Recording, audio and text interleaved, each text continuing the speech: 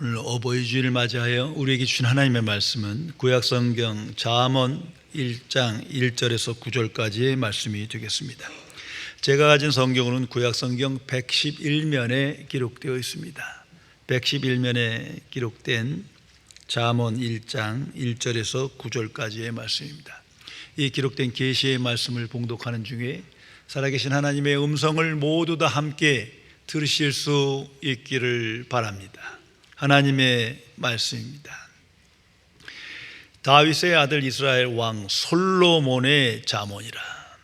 이는 지혜와 훈계를 알게 하며 명철의 말씀을 깨닫게 하며 지혜롭게 공의롭게 정의롭게 정직하게 행할 일에 대하여 훈계를 받게 하며 어리석은 자를 슬기롭게 하며 젊은 자에게 지식과 근신함을 주기 위한 것이니 지혜 있는 자는 듣고 학식이 더할 것이요 명철한 자는 지략을 얻을 것이라.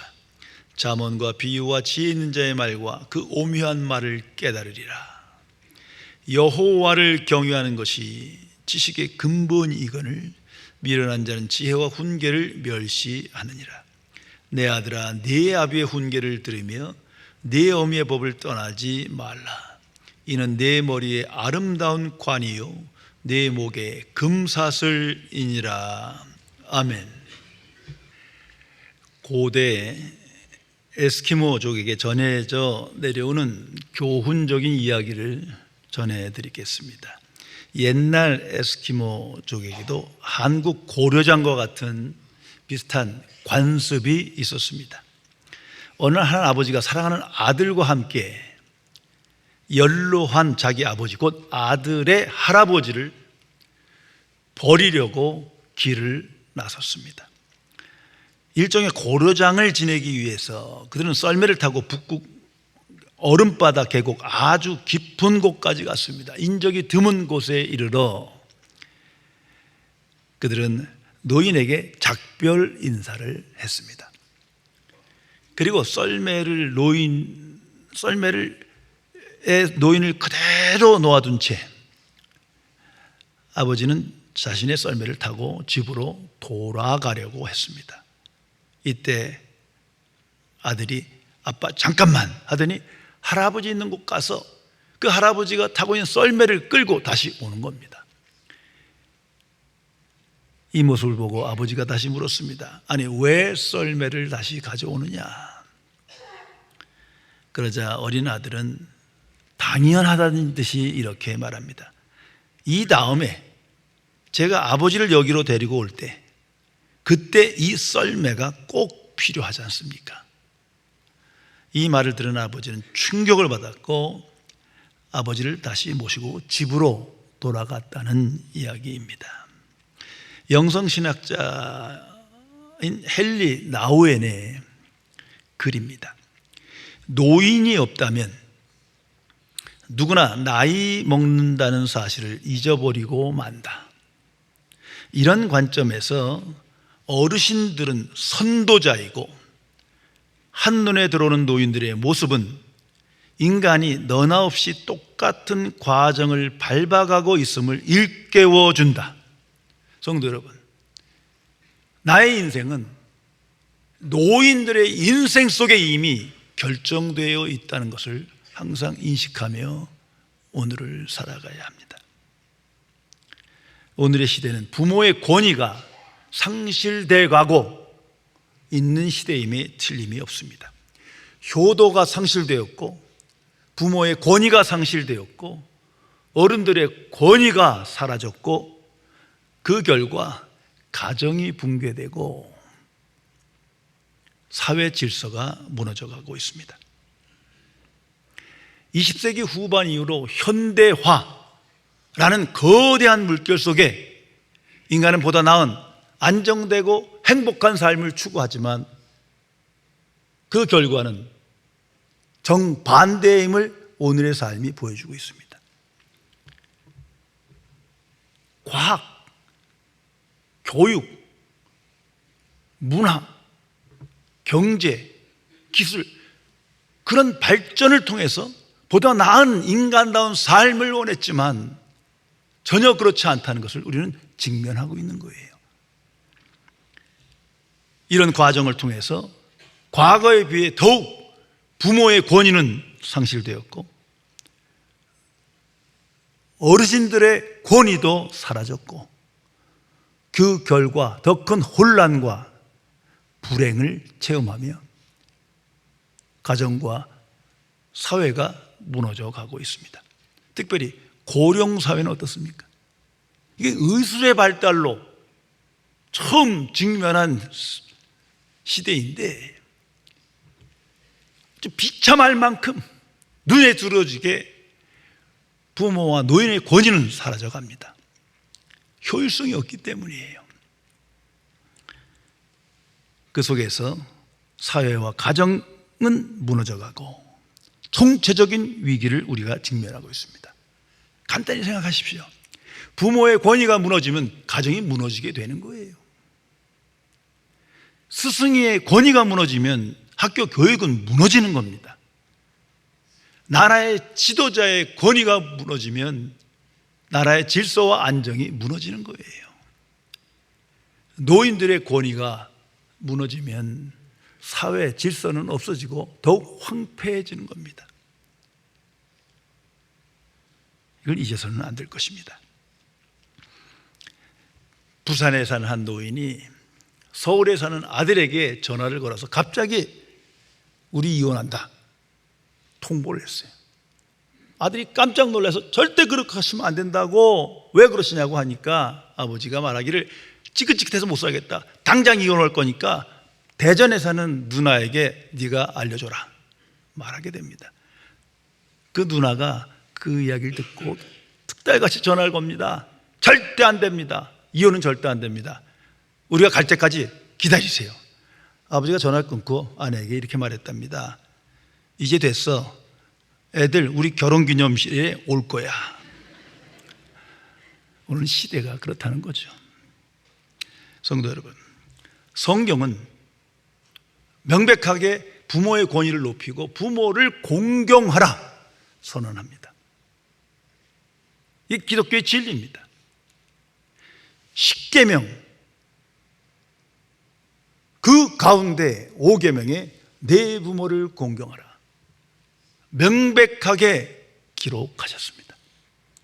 또한 잠언 30장 17절에 보면 아비를 조롱하며 어미 순종하기를 싫어하는 자의 눈은 골짜기의 까마귀에게 쪼이고 독수리 새끼에게 먹히리라. 신명기 27장 16절 그의 부모를 경홀히 여기는 자는 저주를 받을 것이라 할 것이요 모든 백성은 아멘 할지니라. 에베소서 6장 1절의 말씀입니다. 주 안에서 너희 부모를 이렇게 순종하라. 이것이 옳으니라. 이것이 인간다움이요 마땅한 것이요 하나님의 자녀다운 삶이다 선언하고 있습니다. 항상 기억해야 할 것입니다. 오늘 읽은 잠언은 지혜의 왕 솔로몬의 잠언입니다. 그 아버지 다윗, 위대한 하나님의 사람 다윗 왕에게 많은 하나님의 말씀 또는 경험된 지혜를 들었을 것입니다. 그리고 그 스스로도 선지자를 통해서 하나님의 말씀을 배웠습니다. 이제 노년이 돼서 일평생 산 후에 그 마지막 때 후회와 기쁨으로 이 글을 남기고 있는 겁니다. 그 속에 성령께서 하나님의 말씀을 체험된 솔로몬의 경험을 통해서 명확하게 진술하고 있는 겁니다. 특별히 오늘 읽은 본문, 그것은 잠언 전체의 주제입니다. 나머지는 부분적인 그 설명이요 적용이요 진술일 뿐이에요. 이 오늘 본문에 두 가지 명료한 메시지, 잠언 전체의 주제가 기록되어 있습니다. 그 첫째가 하나님을 경외하라, 둘째가 부모님을 공경하라입니다. 이것은 하나님의 말씀이요 율법입니다. 변함없는 진리요 하나님의 뜻입니다. 솔로몬이 얼마나 이 말씀에 순종했는지 안 했는지 모두를 우리가 알 길이 없어요. 그러나 그의 생을 보면 때로는 지키고 때로는 지키지도 못했어요. 그럼에도 불구하고 이제 후대를 놓고 자녀를 놓고 말합니다. 기쁨과 존경 또는 후회와 부끄러운 마음을 무릅쓰고 하나님의 말씀을 체험화된 경험된 말씀을 기록하고 있는 겁니다. 먼저 여호와를 경외하는 것이 지식의 근본이다 선언합니다. 여호와를 경외하는 것이 지혜의 근본이다. 우리는 지혜를 구하지만 지혜를 추구해서는 지혜를 얻지 못해요. 하나님을 경외함으로 하나님께서 지혜를 주셔야 되는 거예요. 이것이 하나님의 말씀이요, 자신의 일생을 통해서 체험화된 경험된 진리였던 거예요. 순종 이전의 경외요, 지식 이전의 경외가 먼저 있어야 된다는 거죠. 왜? 하나님은 살아 역사하시는 전지전능하신 하나님이에요. 오직 한 분이신 창조주 하나님이에요. 거룩하신 사랑의 하나님이에요. 심판과 구원의 하나님이시기에 하나님을 경외하라. 경외하는 자가 복이 있느니라. 잠언뿐만 아니라 성경 전체가 반복적으로 강조하고 있습니다. 성도 여러분, 하나님을 하나님 되게, 하나님을 경외함으로 하나님의 말씀을 듣는 겁니다. 머리가 좋아서 열심히 성경을 연구해서 그렇게 듣는 게 아니에요. 듣지 못합니다. 하나님을 경외하는 마음을 가질 때 하나님께서 성경을 통해서 내게 주신 말씀을 주시는 거예요. 그리고 그 말씀 안에서 진리를 깨닫고 진리 안에서 지혜를 얻는 겁니다. 이건 하나님의 방식이에요. 그래서 솔로몬은 노년에 말합니다. 자녀에게 말합니다. 하나님을 경외하라. 이것이 근본이라. 그리고 부모를 공경하라 말합니다. 그것이 8절의 말씀입니다. 내 아들아, 네 아비의 훈계를 들으며 네 어미의 법을 떠나지 말라. 이 말씀은 한마디로 부모를 공경하라는 거예요. 성경이 언급하는 공경이 무엇입니까? 저는 항상 세 가지를 기억하며 살아갑니다. 최소한 이 세 가지가 공경의 의미라고 생각됩니다. 첫째가 부모님의 권위를 높이는 거예요. 성공했냐 실패했느냐, 지식이 많으냐 적으냐, 바르게 살았냐 아니냐, 이 문제가 아니라 존재 자체의 권위입니다. 이게 창조의 질서의 하나님의 뜻이기 때문이에요. 십계명에 내 부모를 공경하라 했어요. 어떤 부모라는 말이 없어요. 내 부모를 공경하라. 부모의 권위를 높인다는 것은 듣는 마음입니다. 때로는 다투고 하시는 말씀이 마음에 안 들기도 할 때도 있겠지만 삶 전체를 통해서는 높이는 마음이 있어야 되는 거죠. 듣는 마음, 청종과 순종을 의미합니다. 그것이 권위를 높이는 거예요. 또 하나는 부모님의 마음을 기쁘게 하는 거예요. 봉양은 최하위고 마음을 기쁘게 하는 것이 공경입니다. 그 공자, 유교의 창신의 공자가 3효를 강조하는데 가장 큰 효가 부모를 공경하는 것이요, 그 다음엔 부모를 무시하지 않는 것이요, 그 다음이 부모를 공경하는, 이제 봉양하는 거예요. 그러니까 그 효도의 가장 밑에가 봉양이에요. 공경은 그 이상입니다. 마음을 기쁘게 하는 거예요. 그러니까 삶의 의미를 느끼게 하는 거죠. 비록 노년이고 아무것도 안 한다 하더라도 삶의 의미를, 기쁨을 느끼게 해드리는 것, 그것이 공경입니다. 그리고 세 번째는 항상 감사의 마음을 갖는 거예요. 뭐 불편할 때도 있고 다툴 때도 있지만 중요한 건 항상 감사의 마음이 그 중심에 항상 자리 잡고 있어야 합니다. 그 이유는 생명을 주신 분이기 때문이에요. 부모가 없으면 나란 존재가 없는 것이기 때문에 그렇습니다. 오늘 성경을 자세히 보면 하나님의 권위와 부모의 권위를 함께 동일시하는 것을 봅니다. 이 권위라는 건 authority예요. 이 권위는 수직적 관계입니다. 이걸 잊지 마세요. 부모를 공경하라, 수직적 관계예요. 하나님을 경외하라, 수직적 관계예요. 수평적 관계로 가는 순간 경외도 없고 공경도 없는 겁니다.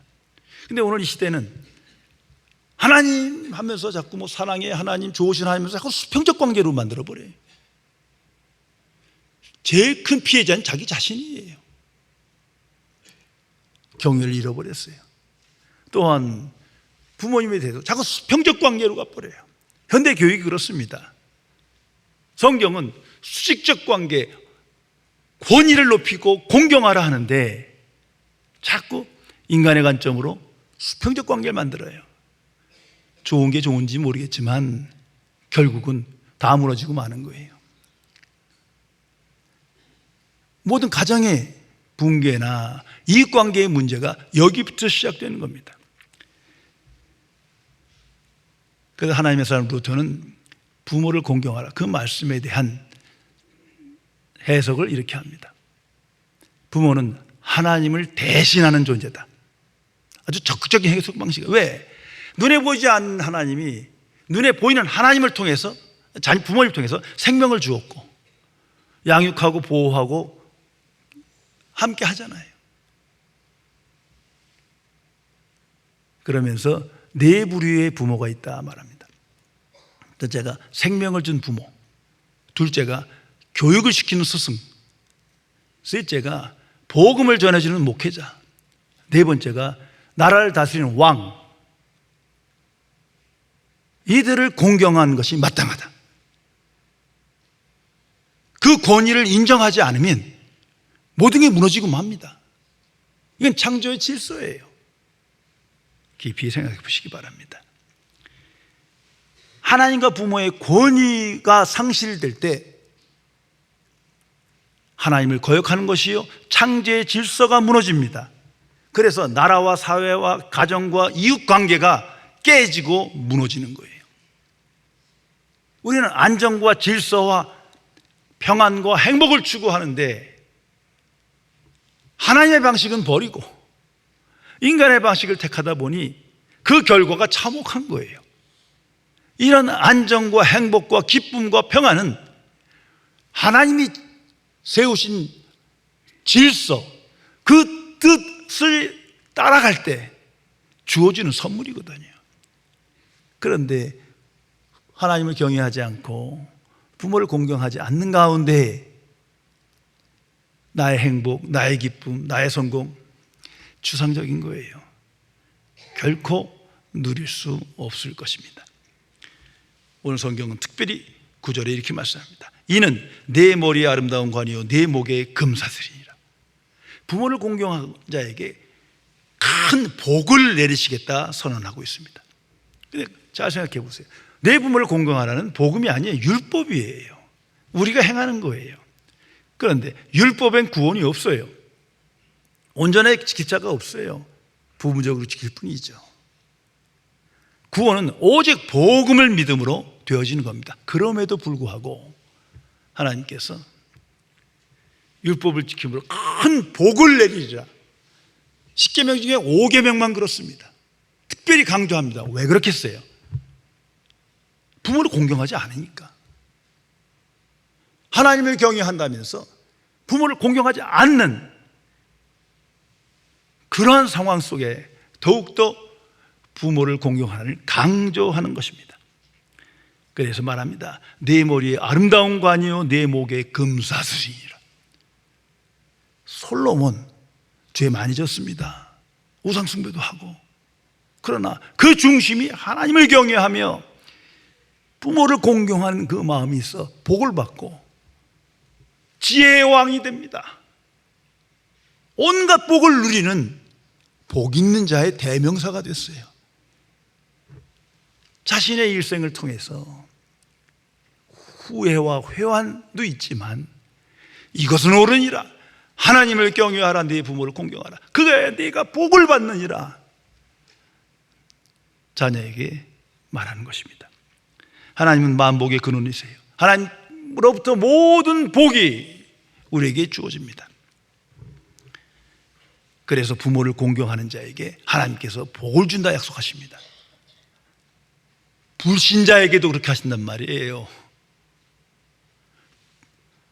부모를 공경하는 건 구원과 상관이 없어요. 그런데 불신자도 부모를 공경하는 자는 복을 받습니다. 정말 그렇습니다. 평안과 기쁨과 행복을 누리며 존귀와 영화의 인생을 살아가게 됩니다. 그렇다면 부모를 공경하지 않는 자가 은혜와 평강의 삶을 추구하고 존귀와 영화를 추구하는 삶을 살아간다? 어림없는 얘기예요. 아무리 돈과 명예와 성공을 얻었다 하더라도 평강의 삶을 누리지 못합니다. 실제 그렇습니다. 성도 여러분, 세상의 모든 폭력과 전쟁과 기근과 재난과 질병, 그 원인이 무엇입니까? 가정이 붕괴되고 나라 질서가 무너지고 사회가 무너지고 이 모든 불행과 비극의 원인이 무엇이라고 생각하십니까? 그 문제 일어날 때마다 하나하나 뜯어고치고 모여서 합의하고 뭘 만들어내고 어림도 없어요. 한 번도 되지도 않는 얘기예요. 성경은 오늘 명료하게 말합니다. 먼저는 하나님을 경외해야 되는 것이요, 둘째는 부모를 공경해야 은혜와 평강의 삶이 약속되는 겁니다.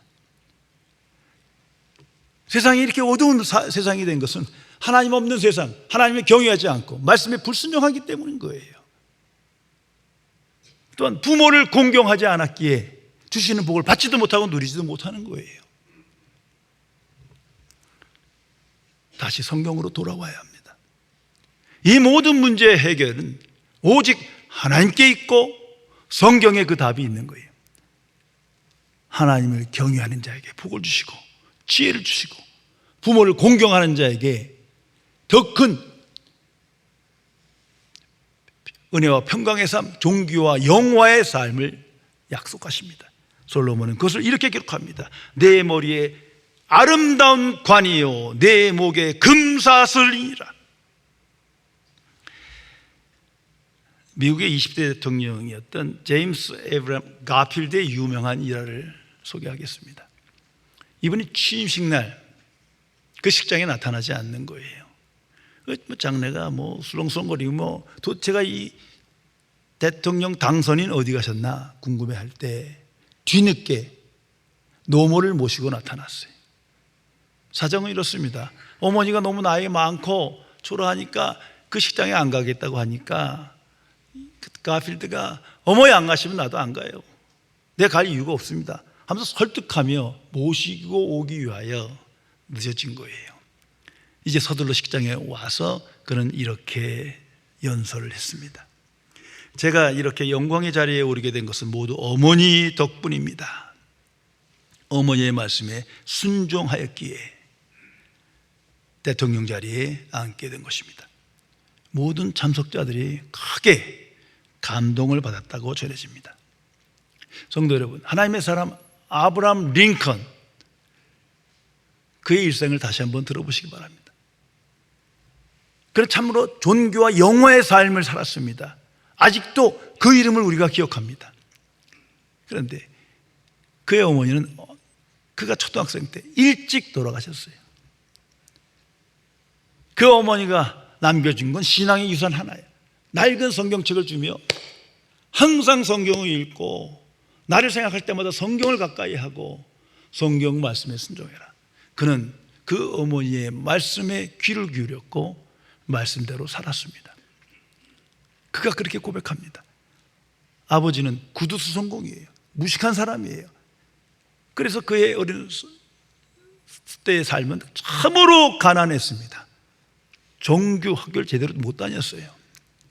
그래도 부끄러워하지 않고 항상 말했답니다. 구두수성공 그가 내 아버지다.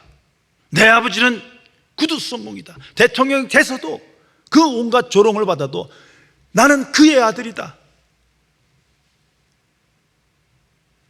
그 아버지를 공경했습니다. 부모의 권위를 높였어요. 그리고 그가 복 있는 인생을 살아가게 된 것입니다. 신약성경 에베소 1장의 말씀입니다. 자녀들아, 주 안에서 너희 부모에게 순종하라. 여기 핵심은 주 안에서예요. 주 안에 있는 자는 부모를 공경한 것이 옳으니라. 거듭난 그리스도인은 주 안에 살아가는 자예요.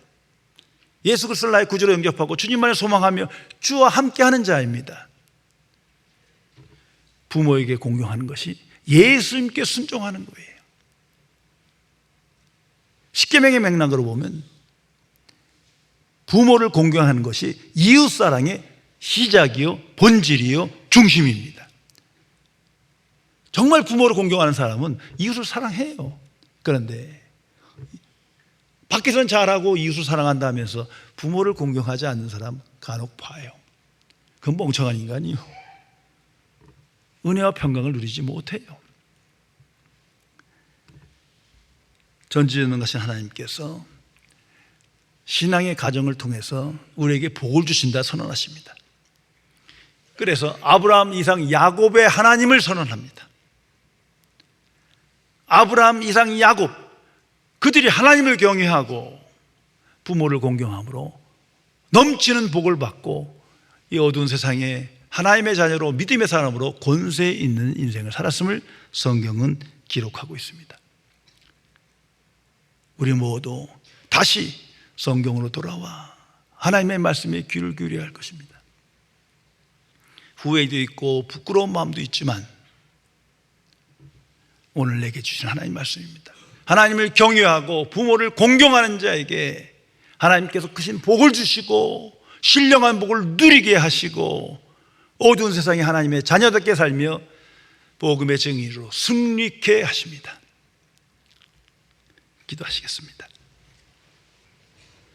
창조주이시며 거룩하신 하나님 아버지, 오직 하나님의 복음을 믿음으로 하나님의 자녀 되게 하시고 이제는 성경 안에서 내게 주신 말씀을 듣게 하시며 이 어두운 세상에 권세 있는 영화로운 인생을 살게 해주심을 진심으로 감사드립니다.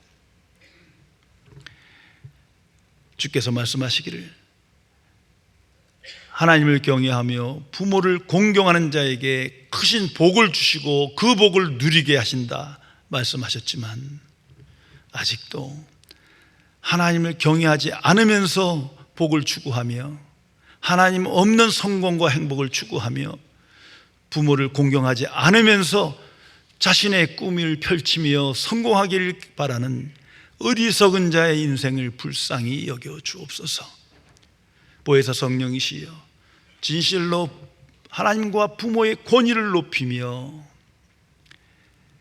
청종하여 이 어두운 세상에 신령한 복을 받고 누리며 주와 동행하며 복음의 증인으로 날마다 승리하는 영화로운 삶을 살 수 있도록 항상 지켜 주옵소서. 주 예수 그리스도의 이름으로 간절히 기도드리옵나이다. 아멘.